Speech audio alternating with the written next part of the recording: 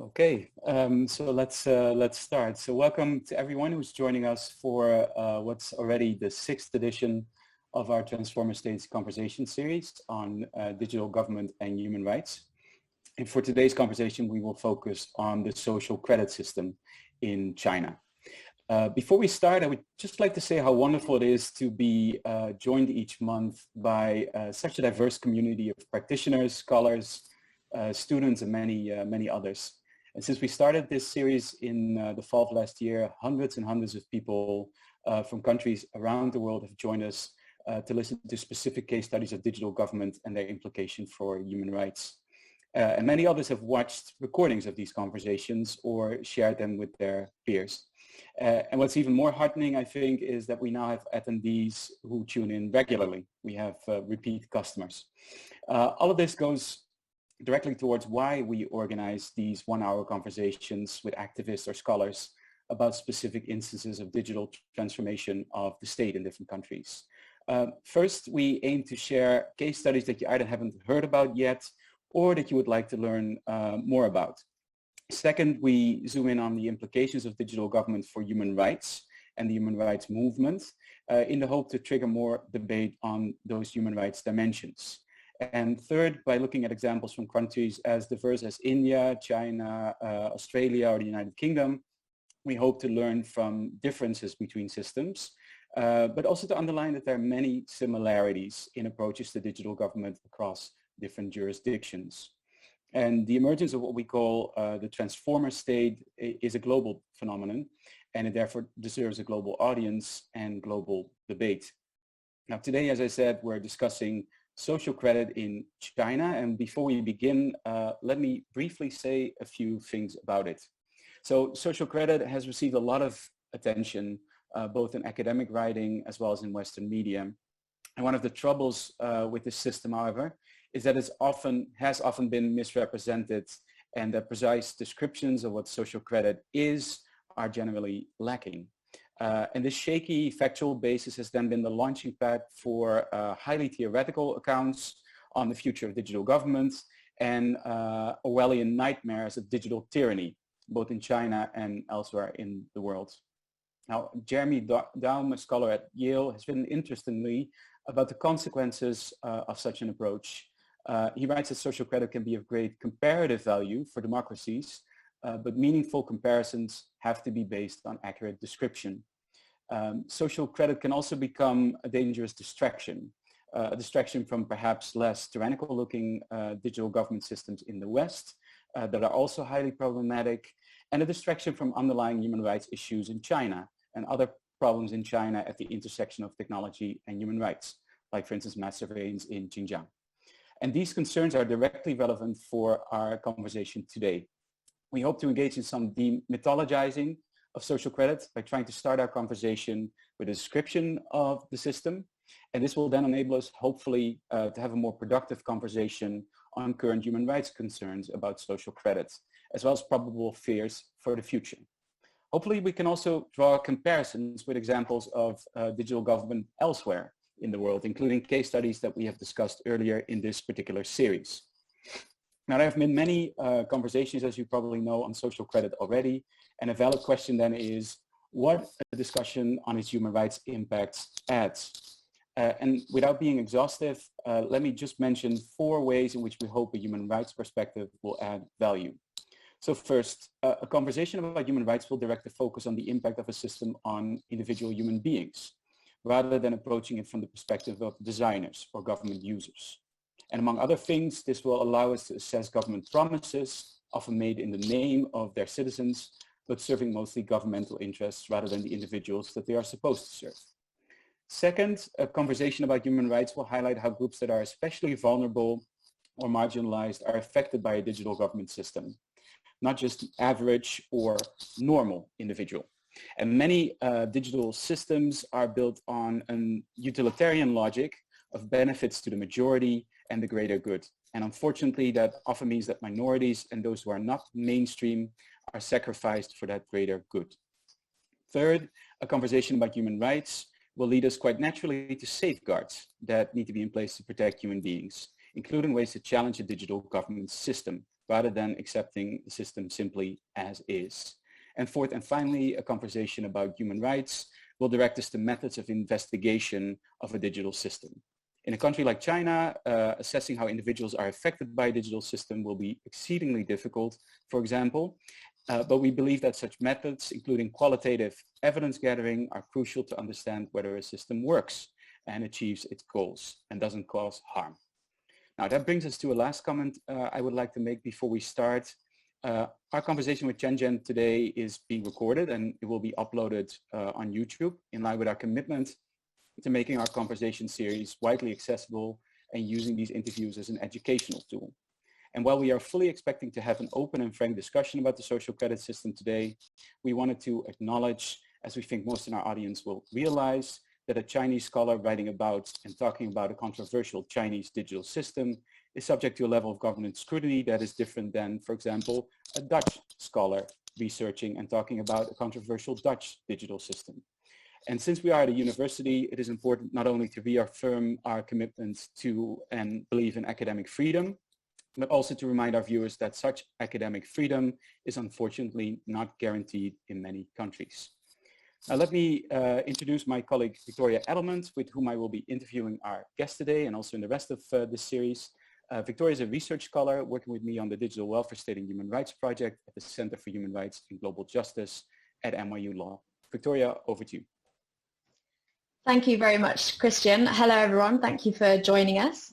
I have the pleasure of introducing our speaker for today. Dr. Chen-Chen Zhang is an expert in Chinese politics and an assistant professor in politics and international relations at Queen's University, Belfast.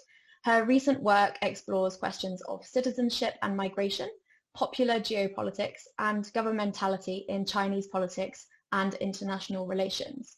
Now, last year, Chen published a great paper on the social credit system, which I would recommend that you read if you're interested in learning more. It provides a really good explanation and analysis. We are going to send you all a captioned recording of today's discussion, as mentioned, within the next week or so. And we will send a link to Chen-Chen's article alongside that as well. And now, without further ado, I want to get straight into the important discussion that Christian mentioned about what social credit actually is.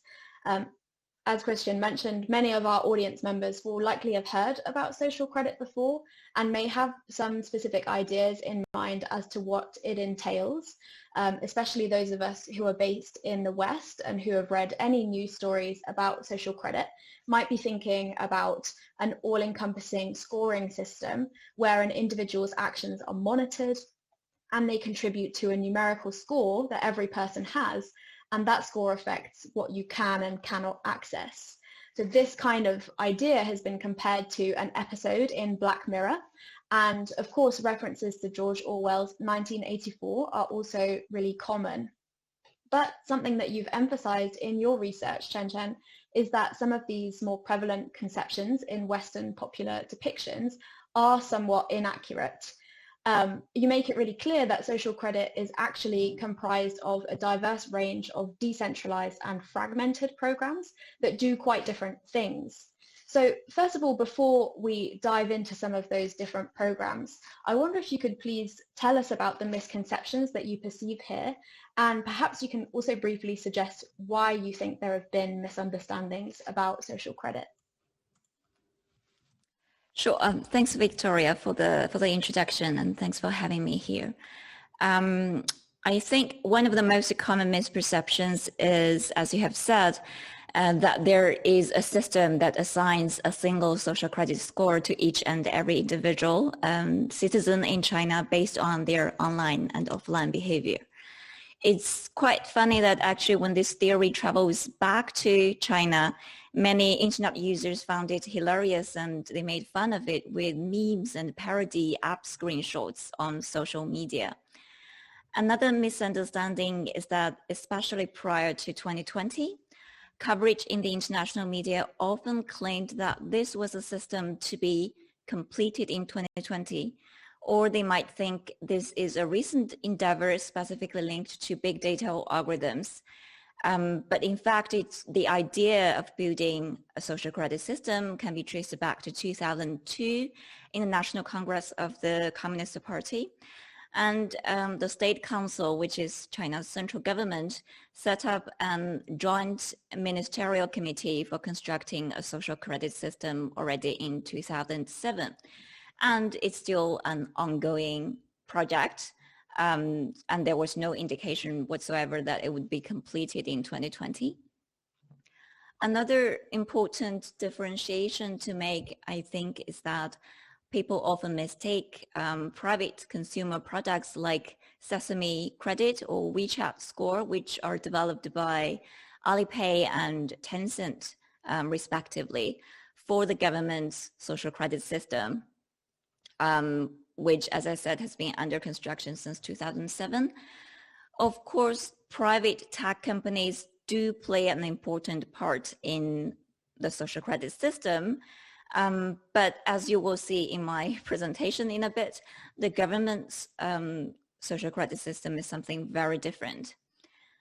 As for why, I think first of all, because the system or the systems are incredibly complex and fragmented and decentralized and loosely organized. And the term credit or 信用 carries so many different connotations that not many ordinary Chinese citizens get what it means either. Then in the international discourse, it might also have to do with the geopolitical rivalry between US and China, Chinese companies being perceived as a powerful competitor in the technology sector, and also just generally speaking, China being the authoritarian other of the West's liberal self. Data surveillance and its human rights implications have always been a concern for liberal democracies. I think it's telling that in 2019, the European Commission's high-level expert on artificial intelligence produced an ethics guideline where it says that there are certain red lines we must avoid, such as lethal autonomous weapon systems and citizen scoring. So I think much of this portrayal and imagination about the Chinese system is about European and American actors projecting their fears of this digital totalitarianism onto China, which is seen as a major player in AI, in artificial intelligence, and as a geopolitical competitor. And then finally, I want to make a comment on the academic literature specifically. I noticed this tendency, especially in disciplinary fields like political science, IR, communication studies, as opposed to area studies, which have a focus on language, history, and culture. I've seen or reviewed quite a few papers from these disciplinary fields that have developed very interesting theories, but then use factually false information about social credit in China to back up those theories. They often rely on those misleading media reports and also never verify those with primary sources. This, of course, is another topic in itself, but I think there's certain methodological Eurocentrism in general disciplinary journals where when it comes to case studies pertaining to non-Western societies, theoretical development and also the so-called generalizability of the case are often prioritized over empirical accuracy. Thank you. That's such an important introduction to our conversation and really important to kind of frame the conversation we're going to have. And so in contrast to some of those more misleading accounts, I wonder if you could take us through what actually makes up social credit right now.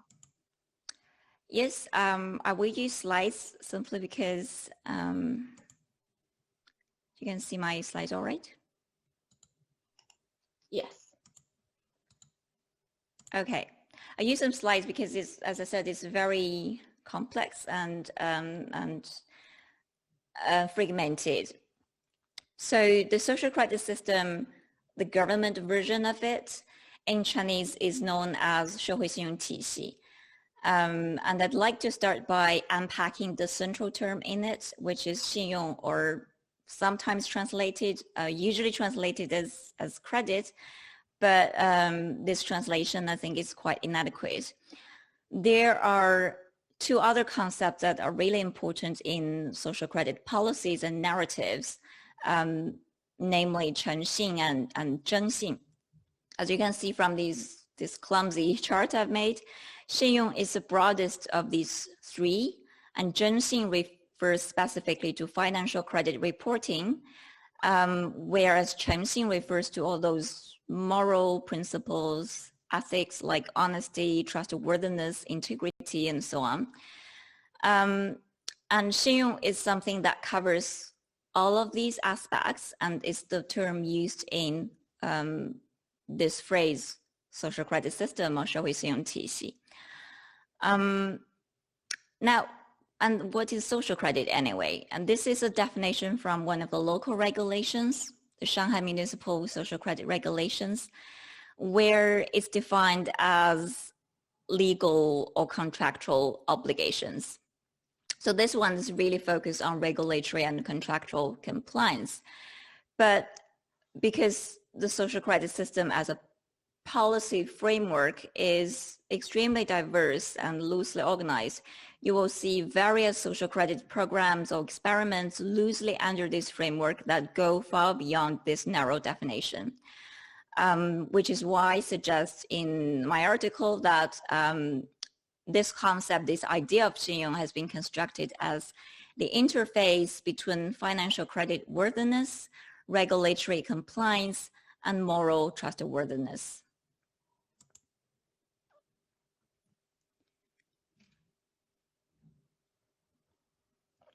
So this is just a non-exhaustive list of some of the programs and the initiatives that are all lumped together in this broader framework. At the top level, you have the Joint Ministerial Committee for Constructing the Social Credit System in the central government, and this is led by People's Bank of China, the central bank, and the National Development and Reform Commission, which is China's macroeconomic management agency. The financial credit reporting system is, of course, managed by the PBOC, and the NDRC is responsible for most of the other programs, which are mostly about regulatory compliance and market oversight. And they are focused on corporations, though some do affect individuals. There were lots of effort on public sector data sharing.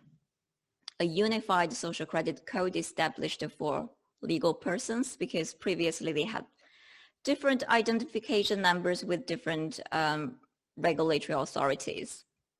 And I think this is similar to the CVR number in Denmark, where I am based right now. So CVR is Central Business Register. And then the National Center for Public Credit Information has been set up under the guidance or the supervision of the PBOC and NDRC. So what is this public credit information? This is basically legal and natural persons' records with government agencies. There are very detailed coding books on this, which typically includes administrative records such as licenses and penalties, judicial records, social insurance records, payment of public service fees, and sometimes including societal assessment dimensions like assessment from professional associations. Online portals such as Credit China have been established at all levels. They have Credit China, Credit Shanghai, Credit Shandong, and so on and so forth. On these websites, you can look up the public credit information of corporations, and you can also view some priority blacklists that affect individuals. So these are what you can see or access on Credit China, this major portal of the National Center for Public Credit Information.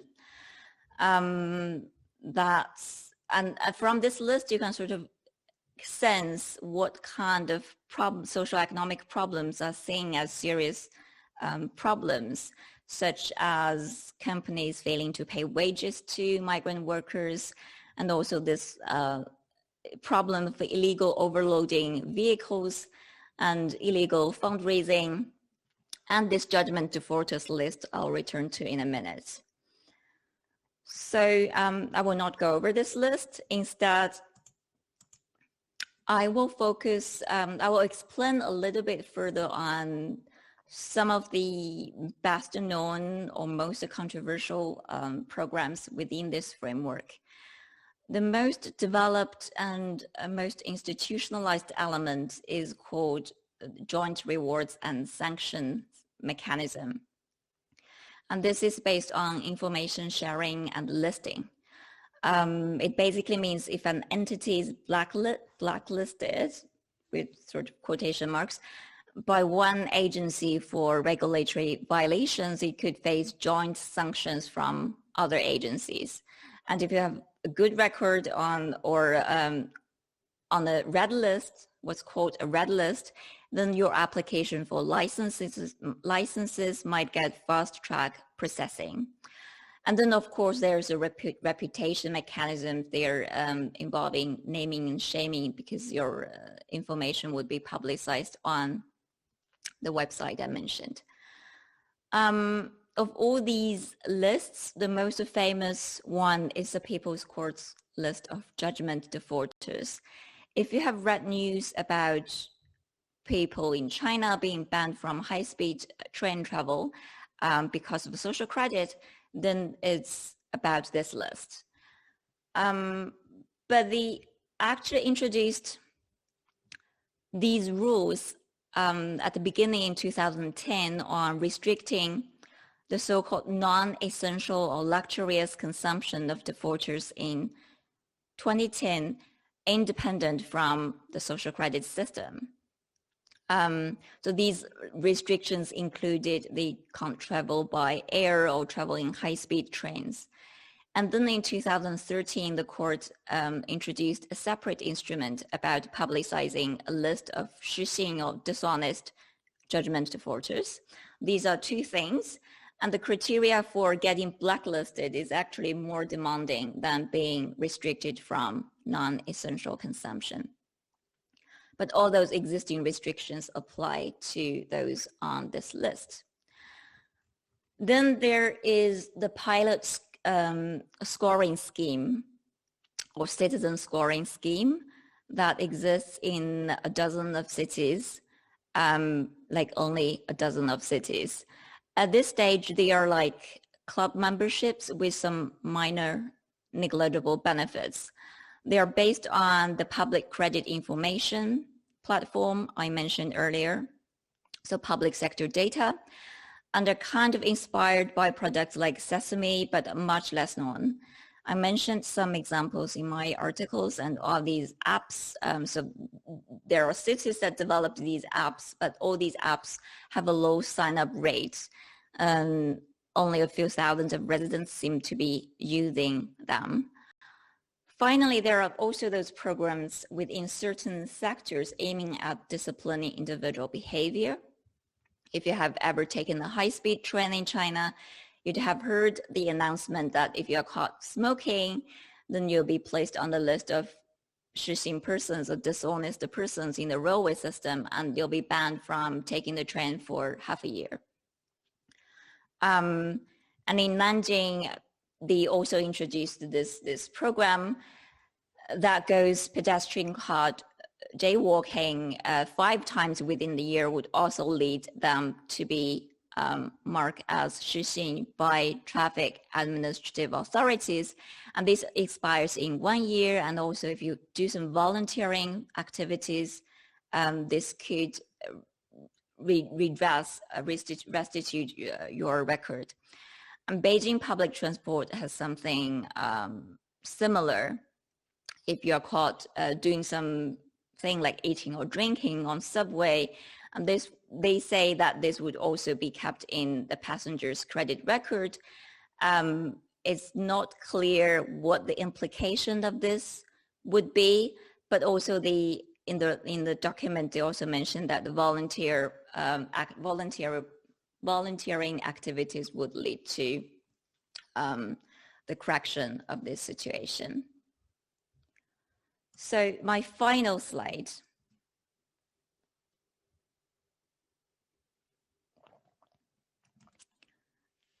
As you can see, these programs are very diverse, but still the rationale is pretty clear when it comes to legal and regulatory compliance.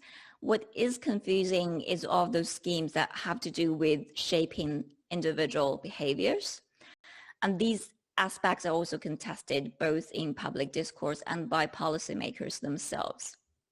This Shanghai regulation I cited earlier talks about both promoting the so-called modern spirit of contract, which is a popular discourse in China that basically sees Western capitalist modernity as founded on respect for contracts, and Chinese society is lacking in this regard, and we must cultivate this spirit among citizens. And then the really ambiguous traditional culture of honesty and trust. We know that violation of rules is punished, but what gets rewarded? This is really vague and gets quite moralistic and very often has nothing to do with legal or contractual obligations.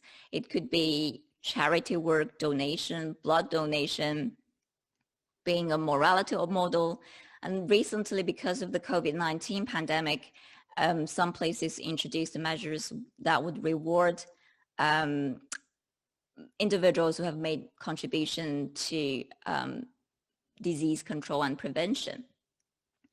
So the key is that I think these top level agencies have different visions about what Xinyong means. The central bank, the NDRC, and then the Communist Party's propaganda departments, they have different focuses.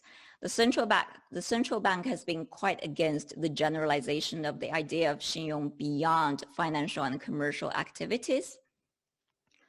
And the propaganda departments are all about shaping the moral characters of individuals, and the NDRC is a little bit in between. The central bank called off a local citizen scoring scheme in 2016 because it reportedly linked a person's minor kind of rule violating behavior like jaywalking to financial credit. And the famous Sesame credit never got a license for personal credit reporting from the central bank. In responding to the question as to why, a deputy governor of the central bank said that the purpose of credit reporting products was to reduce financial risks and increase trade efficiency and not to classify people into different classes and groups. So I won't end it here, and all this is to say that these systems are messy and experimental, and there's no single understanding of what Xinyong means within the government. Stop sharing. Thank you very much. There are clearly lots of different elements here, and as you've said, also different visions that are driving different parts of systems that are being developed at the municipal level and at the national level. But I do want to pick up on what the common threads might be. So you did mention sort of honesty and trust as underlying a lot of this, and there is a notion of trustworthiness that seems to be an overarching aim of kind of all of these programs, but of course very different notions of trustworthiness. So I wonder if you can tell us how this idea of trustworthiness is understood and how it's playing out across social credit. So I think the understanding of trustworthiness is really diverse, and I mentioned those different terms within this framework. Some focused on moral trustworthiness, some focused on financial creditworthiness, and so on. But also in terms of the common thread, I think one of the most important ones is that information sharing is believed to be key to administrative efficiency and effective market oversight. So the economic rationality has been really central from the beginning, as fraud and non-compliances were seen as a major problem of the socialist market economy. So I think this notion of 信用 or trust is promoted on the one hand as a normative value in itself, which you can see from statements that are frequently cited in policy documents about social credit, such as modern market economy is 信用 economy, where you can understand 信用 both as trust and as credit. And on the other hand, is also promoted, constructed as a means of government, a set of regulatory and disciplinary techniques based on data sharing, quantification, listing, and public shaming to solve any number of social economic problems and for local governments to optimize the so-called business environment and to attract investments, which you often see in the official narratives. And then when it comes to what kind of subjectivity or ideal citizenry these systems want to produce, I think there are tensions and great diversity in these narratives and practices. Some of them emphasize the so-called spirit of contract I just introduced, and some relating to sort of more socialist traditions like sacrifice, devotion, and volunteering work. And others speak of an ambiguous traditional culture of trust and honesty. And overall, I think in this, the sort of moral or individual disciplining aspect of it, I see a continuity with the pre-existing civilizing discourses such as 素质, which means the quality of people, and this idea of spiritual civilization. So the posters I showed you on the slides, those are made by this committee for spiritual civilization in each city. And all these have been long-standing themes and discourses of governance in China. Thanks, Chen Zhen. I'd like to move our discussion to human rights and to some of the fears and some of the realities in relation to human rights and social credit. And I think the starting point here, the introduction of the system, is helpful in that regard because it gives us a platform from which to launch that part of the discussion.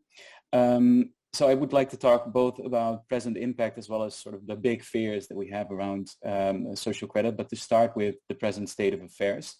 You talked about the joint rewards and sanctions mechanism, which, as you said, is the most developed part of social credit. And it rewards or sanctions, as you say, companies or individuals based on information sharing between different parts of government. And so one of those blacklists, as you also mentioned in your presentation, is the one by the Ministry of Human Resources and Social Security, who manage a nationwide blacklist of employers found guilty of serious wage violations. And in terms of that particular blacklist, I was wondering, what is the impact of that system on the rights of migrants who are often not paid their wages by employers? And does a blacklist system like this one help in the context of non-payment of wages? Or alternatively, does it divert attention away from, let's say, the structural causes of non-payment of wages, which is probably also related to a lack of access to rights for migrant workers? Yeah, I can't comment on whether this blacklist and public shaming mechanism has really worked in tackling this problem. But unfortunately, we are definitely still seeing a lot of tragedies related to this in the news. Only earlier this year, a delivery worker in Jiangsu province set himself on fire to protest wage non-payment. And also this year, a construction worker in Gansu province climbed up a tower crane and threatened suicide to demand for unpaid wages. And he was detained for 10 days for disturbance of public order. And within the social credit system, blacklisting is only one of the means to tackle this. Xinhua Credit, which is affiliated with Xinhua News Agency, a state media agency, developed in collaboration with some tech companies, developed the so-called comprehensive digital solution to address wage non-payment. That includes things like salary account management, scoring of firms based on their records of wage payment, and other types of information sharing and so on. So my perspective on this is that it exemplifies a technological solutionism that promises to solve socioeconomic problems through a depoliticized technological fix. There are structural reasons behind the difficulties of some migrant workers in getting their wages, as you said. One is a differentiated citizenship regime that denies them equal access to social provisions, which I have written about in my other work on internal migration and citizenship in China. Another, of course, is their lack of rights to self-organize and to take collective actions. So I think the technological fix avoids addressing and then sort of invisibilizes the political structures that condition the rights of migrant workers. And as far as this Ministry of Human Resources blacklist goes, if you look at the document, it actually perpetuates the existing structure that delegitimizes collective actions, because one of the criteria for being blacklisted is when the employer's wage violation causes a collective event. And that's just another word for labor protests. That's quite ironic indeed. And it's sort of interesting what you say about technological solutionism in China, because there are clear links to some of the systems we've discussed earlier in our series from countries very, very diverse and different from China. So it's interesting to see that the same solutionism is also present in social credit. So the blacklist that we just described deals with the trustworthiness of corporations, of course, and that has drawn much less attention, sort of the corporate dimension, than the use of blacklist against individuals. And as you said earlier, quite some discussion on social credit has focused on blacklists that affect individuals, like the Supreme Court blacklist for judgment defaulters. Now, could you tell us a little bit more about what exactly are the harms imposed by being included on a blacklist like the Supreme Court's blacklist for judgment defaulters, and what exactly about the punishment of blacklisting it is that we should be most concerned about. So if you can talk in a little bit more detail about what it means to be blacklisted in that context. Yeah.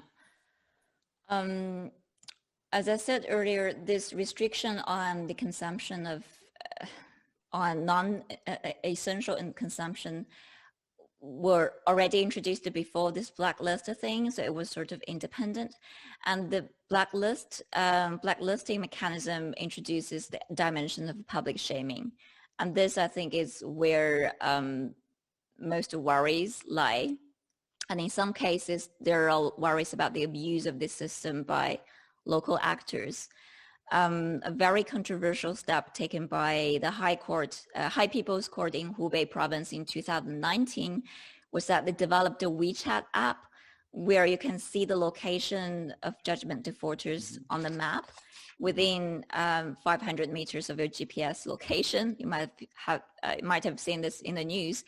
And yes, it's actually the High Court of the High People's Court itself developed this app. I don't know if it's still running, but it raises lots of concerns about privacy and also the disproportionately punitive effect on the individuals. Another issue is related to a provision in this document, in this instrument about restricting non-essential consumption, which says the children of judgment defaulters cannot go to expensive private schools. But it doesn't say what counts as an expensive school. And then in practice, we have seen in the news that there were schools that explicitly said that children of defaulters can't be admitted. And so all these examples, when they are reported, they are often subject to intense debate on social media as well. And then another example that came to mind is that is the sort of political use of it. Last year, some ethnic Mongolian students and parents in Inner Mongolia took to the street to protest reforms in bilingual education. So they wanted to defend their right to bilingual education. And then the Bureau of Education in the League of Shilingo threatened these parents with punitive measures against judgment defaulters, such as travel restrictions, citing a policy document specifically about this list of judgment defaulters. Now, the Bureau of Education has no power to do this because that document they cited said very specifically that only the People's Court can put people on this list through judicial procedures. But the local authorities still used this as a deterrent and made these repressive practices appear somewhat legitimate.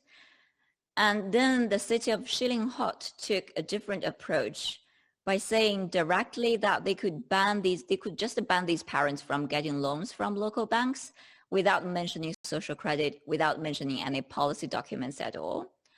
So what I'm saying is that these local authorities already have all sorts of means for political oppression when they want to, and social credit sort of just provides them with another discursive tool of deterrence with which they could pretend that there is a legal basis for certain practices when in fact there isn't.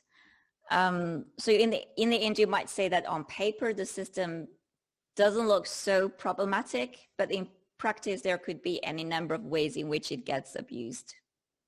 That's a very interesting perspective, and also reminded by what you said earlier about the corporate blacklist, is that it's important to make a distinction in terms of punishment of corporations and punishment of individual citizens.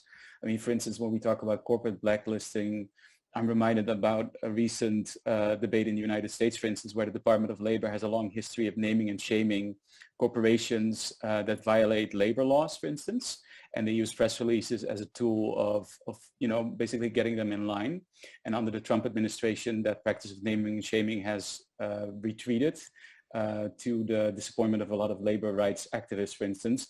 But when you talk about individual punishment, of course, we're talking about a whole different set of issues, and it's obviously, from a rights perspective, highly problematic.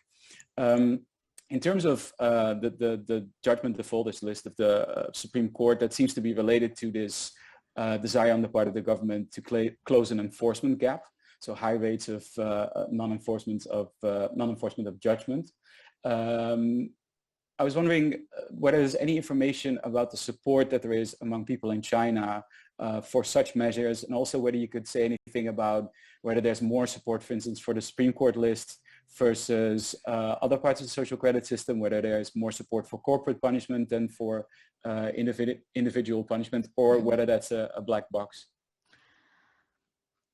It's a little like a black box. I'm not aware of any opinion surveys on this particular blacklist, but I think this one is highly visible and is quite contentious on social media. There have been some surveys done. There have been some surveys about the popularity of sort of social credit system on the whole, but I'm quite skeptical about this, because if you go on the streets and ask people what they think about 社会信用体系 in China, they most likely would have no idea what that means. So it only makes sense if you talk about very specific policy programs. But my impression is that when it comes to social credit practices that affect individuals, and when it comes to those practices that really expand the boundary of the idea of 信用, is quite contested in domestic debates. Another example is that in 2019, a school teacher in Shandong province physically abused a student. And then again, it's a local Bureau of Education that announced that they would put this teacher on a blacklist of dishonest persons. And this immediately triggered a heated debate in social media and traditional media as well. And then the local authorities sort of had to come forward to clarify that the list works only within the local education system, meaning this person won't be considered for awards or model worker competitions in the next 5 years. You know, they could have just said that without using the language of social credit. But still, there were lots of discussions around the case, and many were quite against the overgeneralization of the language of 信用 or the idea of 信用 beyond commercial and financial activities. So I think when it comes to those practices that affect individuals is quite contentious on in the domestic discourse as well. Thank you. I think we have 2 more questions from you, from us, from Victoria and me, and then I think we should go to questions from the audience because we have quite a few. But just briefly, Chen, to talk about the municipal scoring schemes that you've also talked about in your presentation earlier. That's arguably the part of social credit that gets the most attention outside of China. Yet, as you described, it's still in a piloting phase. It's still only happening in a few dozen municipalities where they use public sector data mostly and occasionally peer evaluations to create a social credit score for individuals and to seek to translate these scores into concrete benefits for individuals. You talked about a club membership as an analogy. And realizing that it's happening at a very local level and on a small scale, and also realizing that you don't have a crystal ball and you can't really look in the future, I still wanted to ask you, what are the big human rights type fears that surround the scoring program in your view and social credit more generally speaking? And also, how does that relate to a fear that the government will not only link public sector databases, but connect that to corporate databases? You, for instance, have talked about Sesame Credit and their scoring system, and about potential future in which that scoring system is linked to the public social credit system. Yeah. One of the biggest fears is, of course, there will be a nationwide centralized scoring system like Black Mirror or any Orwellian narratives.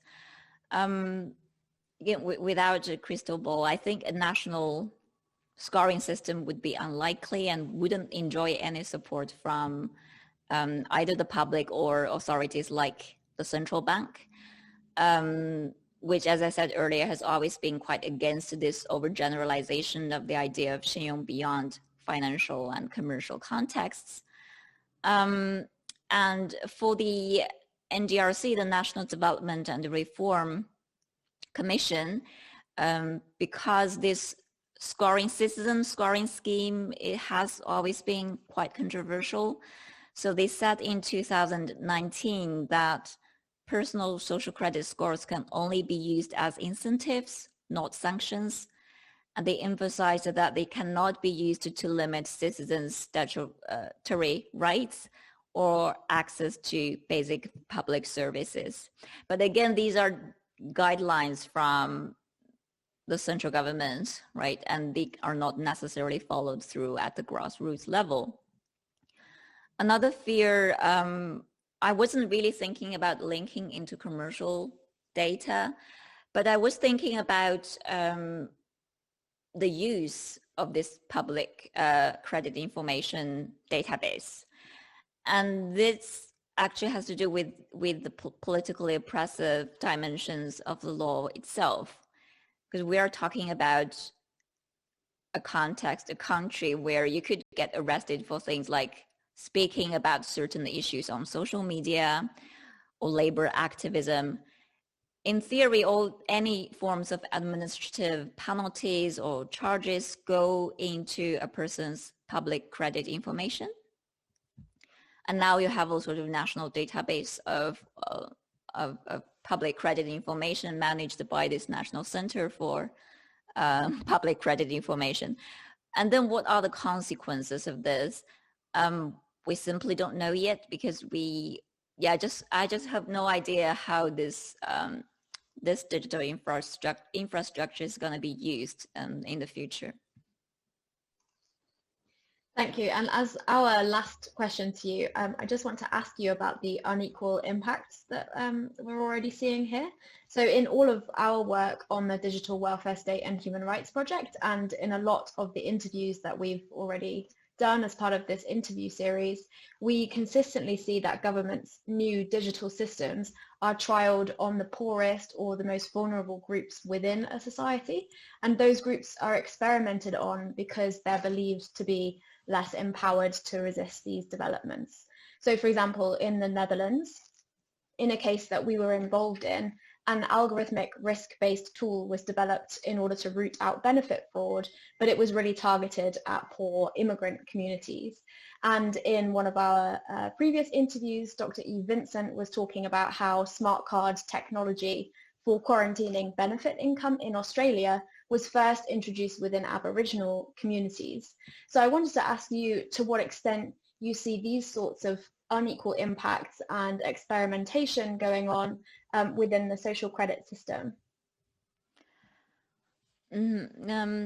It's a difficult one because there simply isn't enough evidence or research done on the impact of these systems on individuals.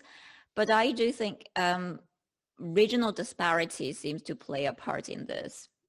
So that's a pattern I've noticed. In China, there's a hierarchy of cities. At the top, there are provincial level cities like Shanghai and Beijing, and then prefectural level cities, and then county level cities and towns and villages. One county level city, Suining, was the very first to adopt a citizen scoring scheme in 2010, which was heavily criticized in the media at the time. Another county level city in Shandong, Rongcheng, it currently has the most famous and sort of most comprehensive scoring system in the country. The systems used in these smaller, lower ranked and also kind of less developed cities tend to be more aggressive or kind of arbitrary than, for example, Shanghai, where you have local legislation that clearly defines the boundary of social credit. And then if you go down to the village level, there are even more arbitrary practices like the morality bank. So in one village in Zhejiang province, villagers' morality scores are sort of subjectively evaluated by the village committee based on things like honesty or neighborhood relations. And then these scores could be used for small loans. And in my interviews, practitioners talk about the suzhi quality of the people and the collective mores of a place. And they justify more aggressive or more disciplinary approaches in certain places by saying that the people there are lacking in legal consciousness or awareness of the law. Some also argued that a national system is unlikely and helpful because people in different places have different suzhi quality and different degrees of legal awareness.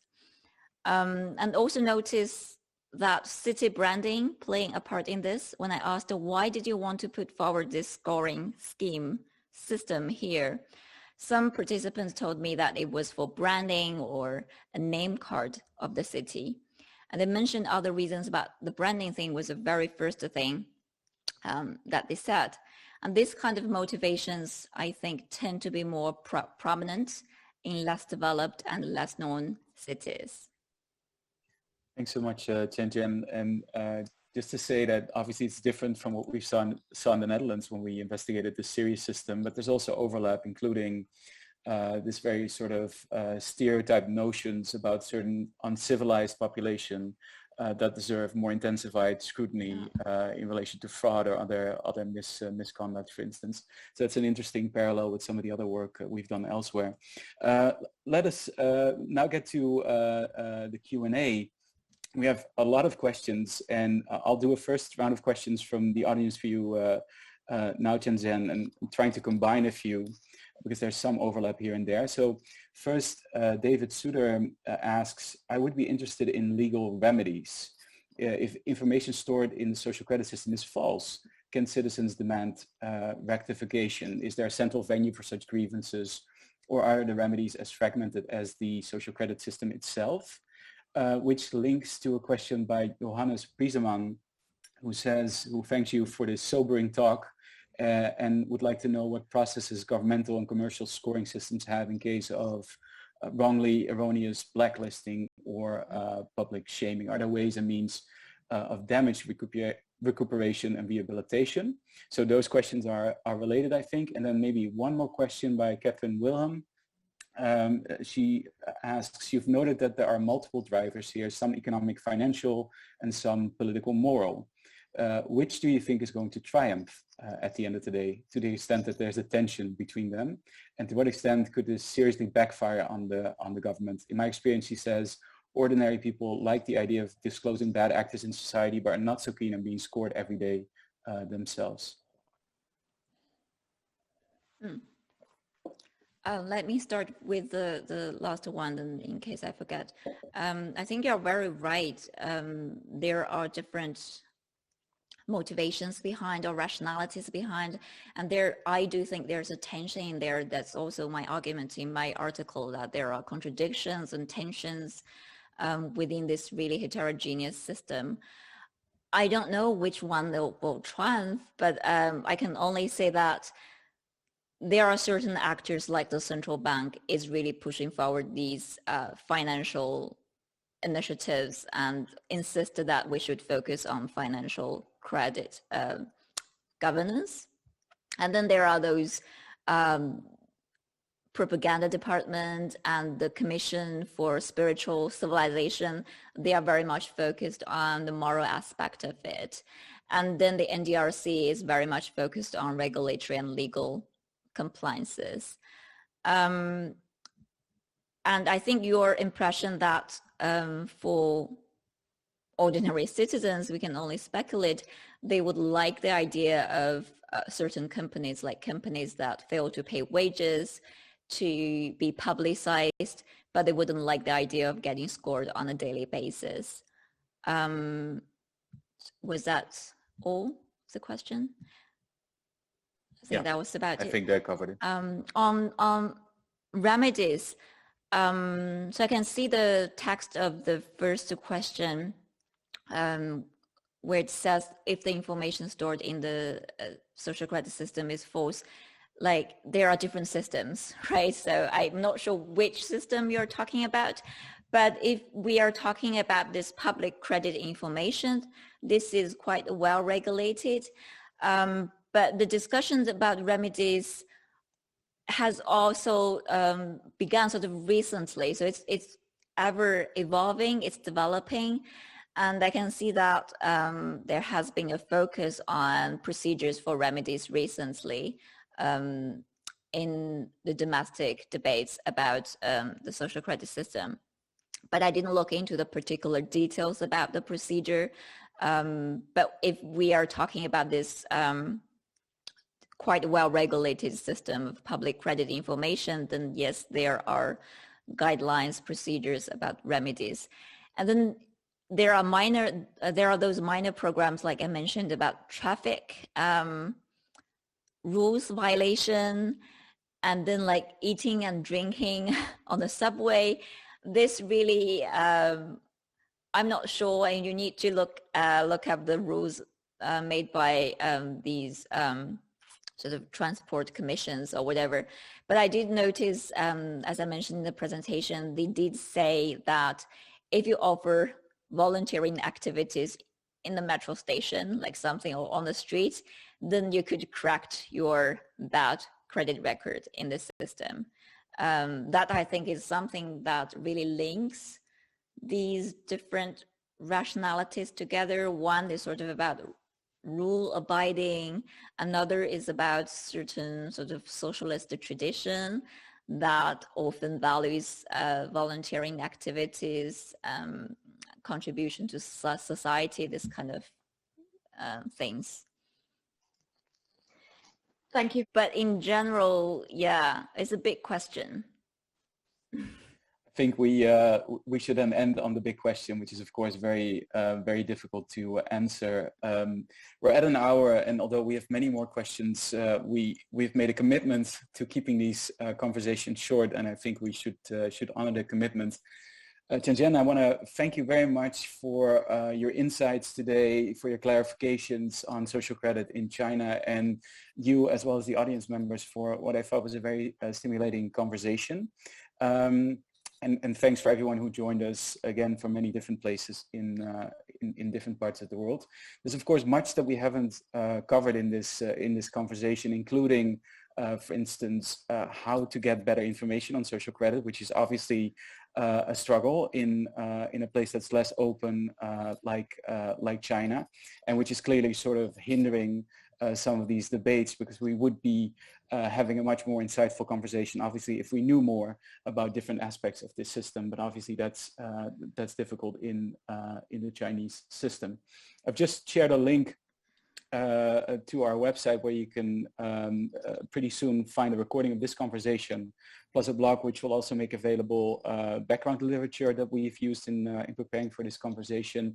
And to that website you can also view some of the earlier conversations that we had in this series. For now, Chen, I want to thank you again.